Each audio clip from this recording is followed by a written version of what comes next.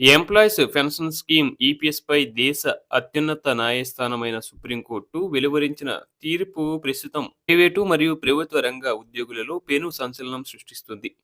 ఈ తీర్పు ద్వారా లక్షలాది మంది పెన్షన్దారుల జీవితాల్లో ఆర్థిక స్థిరత్వం ఏర్పడబోతుందని, ఇది వారి చరమాంకంలో లభించే ఒక అద్భుతమైన మరియు భారీ శుభవార్తగా మనం ఖచ్చితంగా చెప్పుకోవచ్చు. ముఖ్యంగా కేంద్ర ప్రభుత్వం 2014లో తీసుకువచ్చిన ఈపీఎస్ సవరణలను సుప్రీంకోర్టు ప్రాథమికంగా సమర్థించినప్పటికీ ఉద్యోగులకు నష్టం కలగకుండా కొన్ని అత్యంత కీలకమైన వెసులుబాటులను కల్పించింది.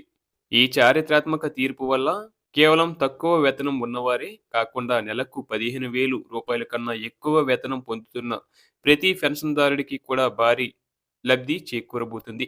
గతంలో వేతన పరిమితి కారణంగా తక్కువ పెన్షన్ పొందుతున్న వారికి ఇది నిజంగానే ఒక అదిరిపోయే శుభవార్త అని చెప్పాలి. ఈ వివాదం యొక్క మూలాలను పరిశీలిస్తే 2014 సెప్టెంబర్ 1వ తేదీన కేంద్ర ప్రభుత్వం ఈపీఎస్ పథకంలో కొన్ని మార్పులు చేసింది. ఆ సమయంలో అత్యున్నత న్యాయస్థానం ఇచ్చిన తీర్పులను మరియు నిబంధనలను విశ్లేషించిన సుప్రీంకోర్టు ఇప్పుడు అధిక పెన్షన్ పొందే విషయంలో ఉన్న అడ్డంకులను తొలగించింది. గతంలో ఉన్న నిబంధనల ప్రకారం పెన్షన్ లెక్కించడానికి వేతన పరిమితిని కేవలం రూ. 15,000గా నిర్ణయించారు. దీనివల్ల ఒక ఉద్యోగి లక్షల రూపాయలు సంపాదిస్తున్నా అతని పెన్షన్ మాత్రం కేవలం రూ. 15,000 ప్రతిపాదికన మాత్రమే లెక్కించేవారు. కానీ ఇప్పుడు సుప్రీంకోర్టు ఇచ్చిన తాజా ఆదేశాల వల్ల ఆ 15,000 పరిమితిని మించి వాస్తవ వేతనంపై పెన్షన్ పొందే హక్కు ఉద్యోగులకు దక్కింది. ఈ తీర్పు వెలువడిన తర్వాత ఈపీఎఫ్ఓ సంస్థ కూడా దీనిపై లోతైన అధ్యయనం చేసింది. నిజానికి ఈపీఎఫ్ఓ ఈ తీర్పును అమలు చేసే విషయంలో మొదట్లో కొంత సందిగ్ధంలో ఉన్నప్పటికీ సుప్రీంకోర్టు ఆదేశాల తర్వాత దీనిని తప్పనిసరిగా అమలు చేయాల్సిన పరిస్థితి ఏర్పడింది.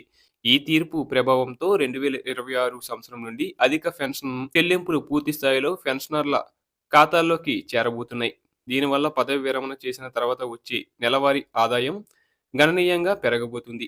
సాధారణంగా ఒక ఉద్యోగి జీతంలో యజమాని చెల్లించే 12% వాటాలో 8.33% మొత్తం పెన్షన్ పథకానికి చేరుతుండగా మిగిలిన మొత్తం ఈపీఎఫ్ఓ ఖాతాలో జమ అవుతుంది.